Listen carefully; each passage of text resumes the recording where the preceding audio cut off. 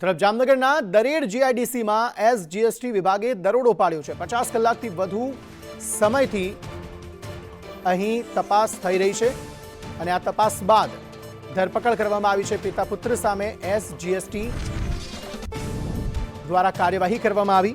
23.8 crore ITC કૌભાંડનો ખુલાસો થયો છે। બોગસ બિલિંગ મામલે હવે તપાસ તેજ કરાઈ છે। રાજકોટ અમદાવાદની 22 ટીમો દ્વારા આ કાર્યવાહી કરવામાં આવી। 100 કરોડથી વધુના કૌભાંડની આશંકા સેવવામાં આવી રહી છે। પકડાયેલા આરોપીઓની હવે પૂછપરછ ચાલુ છે।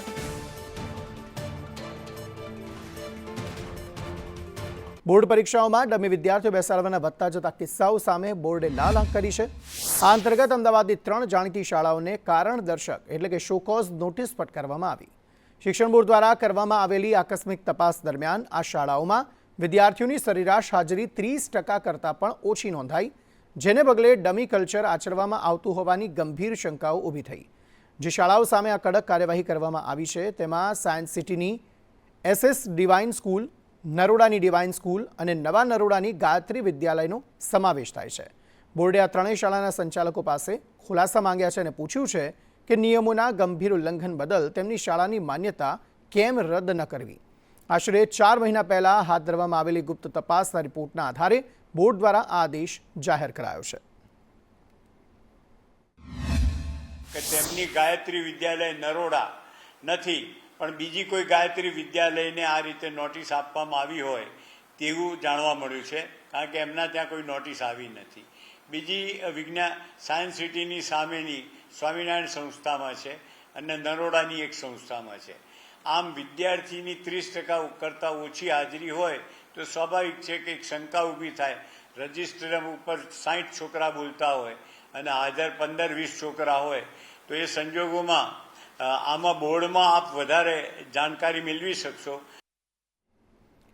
જંબુસર તાલુકા પંચાયતની આજે પ્રથમ સાધારણ સભા યોજાઈ હતી અને આ બેઠકમાં તાલુકાના વિકાસલક્ષી મુદ્દાઓ પર ચર્ચા સાથે મહત્વની સમિતિઓની રચના કરવામાં આવી। કારોબારી સમિતિના અધ્યક્ષ તરીકે હરીશચંદ્ર કનુભાઈ પટેલની વરણી કરાઈ છે, જેમાં અન્ય 9 સભ્યોનો સમાવેશ કરાયો છે।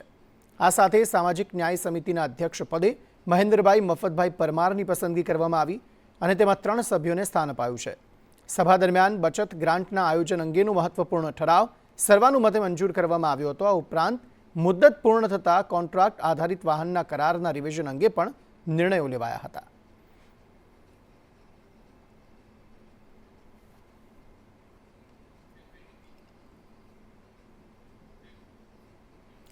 આપના પ્રદેશ પ્રવક્તા ડોક્ટર કરણ બારોટનું શિક્ષણ મુદ્દે નિવેદન સામે આવ્યું। શાળા પ્રવેશોત્સવ માત્ર નામ પૂરતું રહી ગયું છે તેવું તેમણે કહ્યું। ધોરણ 1માં બાળકોને રીલ બનાવી એડમિશન અપાય છે। ધોરણ 10 સુધી ગુણવત્તાયુક્ત શિક્ષણ લઈને પહોંચે છે કે નહીં તે કોઈ જોતું નથી। ધોરણ 9-10 બાદ વિદ્યાર્થીઓ શિક્ષણ છોડી દે છે। સ્કૂલમાં વિદ્યાર્થીઓ ઘટી રહ્યા છે। આદિવાસી વિસ્તારોમાં 20%થી વધુ ડ્રોપઆઉટ રેશિયો છે। શિક્ષણ બજેટ વધ્યા છતાં પરિણામ નબળા હોવાનું તેમણે કહ્યું।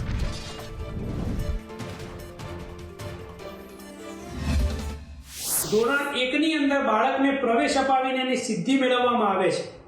એના ફોટા અને રીલ સમગ્ર ગુજરાતમાં વાયરલ કરવામાં આવે છે, પરંતુ એ જ બાળકો ધોરણ 10 અને 12 સુધી ગુણવત્તાયુક્ત શિક્ષણ સુધી પહોંચે છે કે નહીં એની દેખરેખ સરકાર દ્વારા રાખવામાં આવે છે કે નહીં, આ બહુ મોટો પ્રશ્ન છે। કેમ કે પ્રવેશ તો તમે અપાવો છો, પરંતુ નિયમિત શાળા શિક્ષણની ગુણવત્તા, નિયમિત હાજરી, એનું પરિણામ, દરેક સ્કૂલની અંદર સારા ઓરડા, દરેક સ્કૂલની અંદર શિક્ષકોની અછત છે કે નહીં, દરેક સ્કૂલની અંદર શૌચાલય છે કે નહીં, એની દેખરેખ સરકાર રાખતી નથી। તો અમદાવાદમાં ફૂટપાથ પરના દબાણોને અટકાવવા એએમસી દ્વારા નવી પહેલ હાથ ધરવામાં આવી। શહેરના આઈઆઈએમ રોડ પરથી ફૂટપાથ પર રેલિંગ લગાવવાની કામગીરી શરૂ કરવામાં આવી છે। પહેલા ફૂટપાથનું નિર્માણ કરી ત્યારબાદ રેલિંગ લગાવવામાં આવી રહી છે। એએમસીનું કહેવું છે કે રાહદારીઓની સુરક્ષા અને ફૂટપાથનો યોગ્ય ઉપયોગ સુનિશ્ચિત કરવા આ નિર્ણય લેવાયો છે। શહેરના અન્ય વિસ્તારોમાં પણ તબક્કાવાર આ કામગીરી હાથ ધરાશે।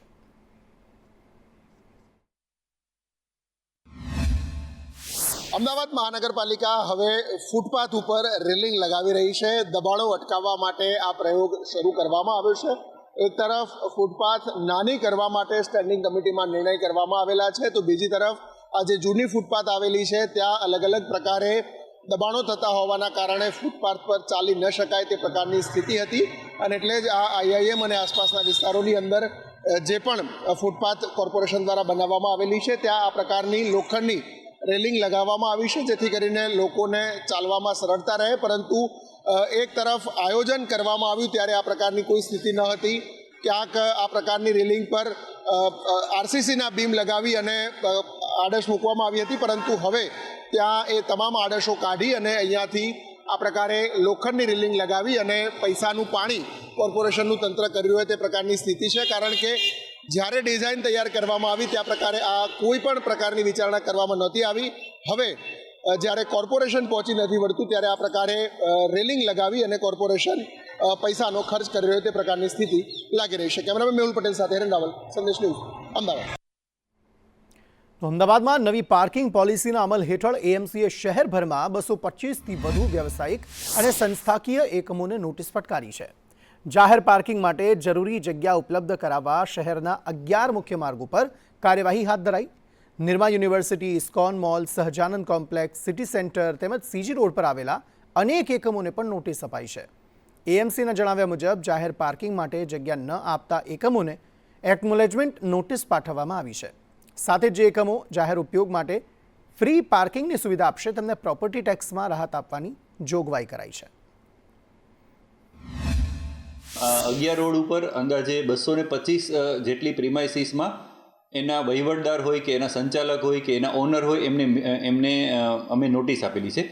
જો તમને ઉદાહરણ રૂપે કહું તો CG રોડ ઉપર અમે નિરમા યુનિવર્સિટીને પણ નોટિસ આપી છે, ઇસ્કોન મોલને પણ નોટિસ આપી છે.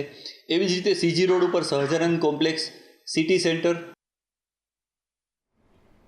તો વડોદરાની માંડવી રેસ્ટોરેશન વિવાદમાં કરોડોના રેસ્ટોરેશન પ્રોજેક્ટમાં ભ્રષ્ટાચારના આક્ષેપ થઈ રહ્યા છે.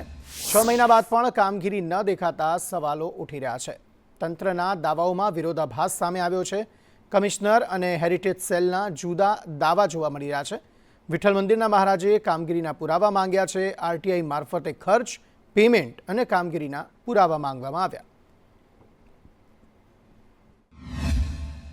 માંડવીની જે સ્વામિનારાયણ સંપ્રદાયનો ઇતિહાસ જોડાયેલો છે, ત્યાં સ્વામિનારાયણ ભગવાન પધારેલા છે. રાજા વિક્રમાદિત્યનો ઇતિહાસ જોડાયેલો છે. સાથે કહીએ તો ત્યાં મેલડી માતાનું મંદિર આવેલું છે.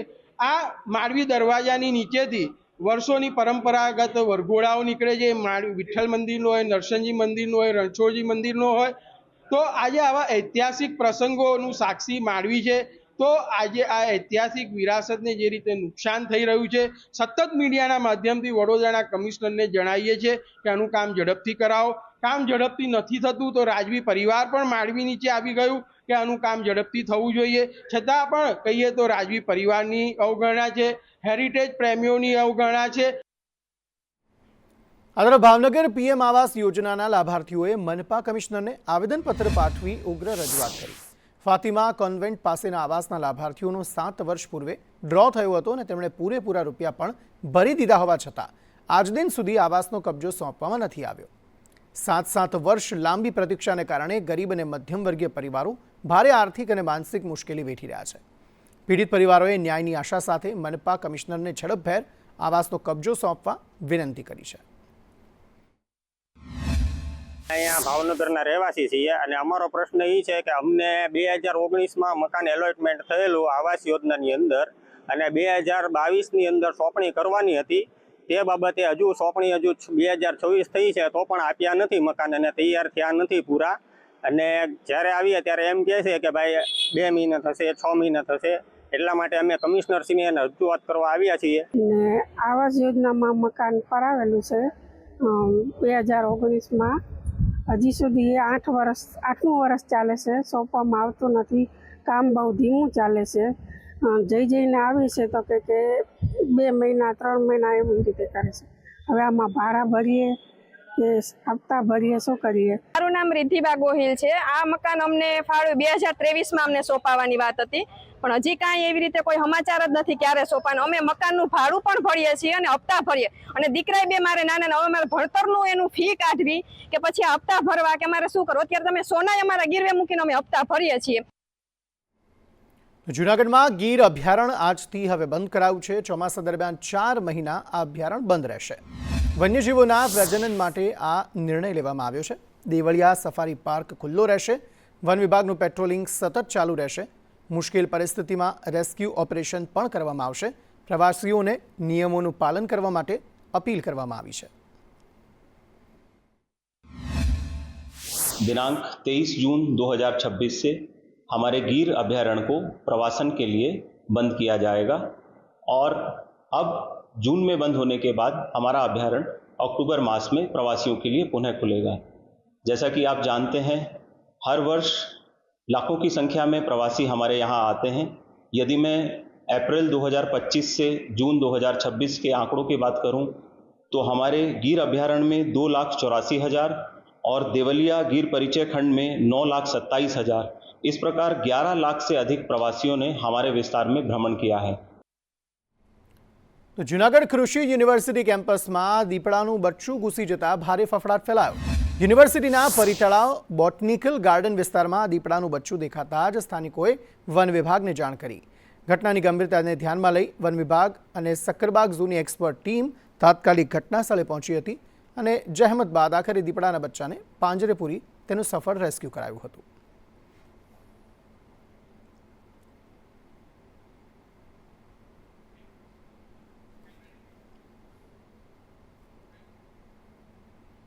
રાજકોટ ગોંડલ ભાદરની પાઇપલાઇન ફરી તૂટી છે. ઉમવાળા ચોકડીના સર્વિસ રોડ પર ભંગાણ સર્જાયું છે. ભારે પ્રેશર રોડ તોડીને પાણીના ફુવારા અહીં ઉડ્યા હતા. કાંકરા અને ધૂળ પણ ઉડતા જોવા મળ્યા, જેના કારણે વાહન ચાલકો પરેશાન થયા હતા. હાઈવે પર વાહન વ્યવહાર જે છે તે તેના કારણે અસરગ્રસ્ત બન્યો હતો. પ્રેશર ઘટતા સ્થિતિ સામાન્ય બની હતી.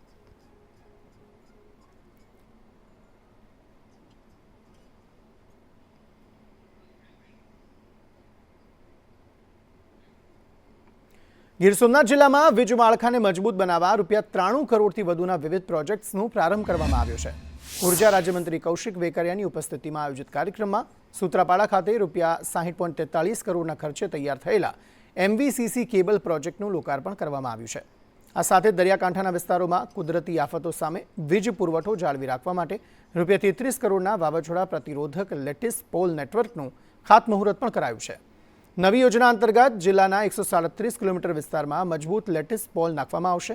હાલમાં 43 ફીડર પર 607 સર્કિટ કિલોમીટર MVCC કામગીરી સફળતાપૂર્વક પૂર્ણ કરી લેવાઈ છે. અંબાજીમાં અસામાજિક તત્વો સામે કાર્યવાહી થઈ છે. 3 આરોપીઓની પોલીસે અટકાયત કરી લીધી. 8 નંબર વિસ્તારમાં આતંક મચાવવા મામલે કાર્યવાહી થઈ છે. પોલીસ કામગીરીમાં અવરોધ ઊભો કરાયો, પથ્થર અને લાકડીઓ વડે હુમલો કર્યો હતો. પોલીસ વાહનને નુકસાન પહોંચાડાયું હતું. BNS હેઠળ વધુ તપાસ હાથ ધરાઈ છે. એ વખતે 3 ઇસમો હાજર હોય, એ 3 ઇસમોને જે મુકેશભાઈ હેડ કોન્સ્ટેબલ હતા એને જે બનાવ બાબતે પૂછતા તે એકદમ મુસ્કરાઈ ગયેલ અને પોલીસ સાથે જીવાજોડી અને બીભત્સ વર્તન કરવા લાગેલ અને અચાનક પોલીસ ઉપર પથ્થરથી અને લાકડી વડે હુમલો કરેલ અને સરકારી બોલેરો ગાડીને નુકસાન કરેલ હતું. જેથી આ બાબતે હેડ કોન્સ્ટેબલ મુકેશભાઈની તથા જે કોલ કરનાર બદારામ પંચાલ એમની ફરિયાદ લઈ ભારતીય ન્યાય સંહિતાની અલગ અલગ કલમો મુજબ 2 અલગ અલગ ગુના દાખલ કરવામાં આવેલ છે અને આ ગુના કામે જે સંડોવાયેલા 3 ઇસમો છે એની ધરપકડ કરવામાં આવેલ છે.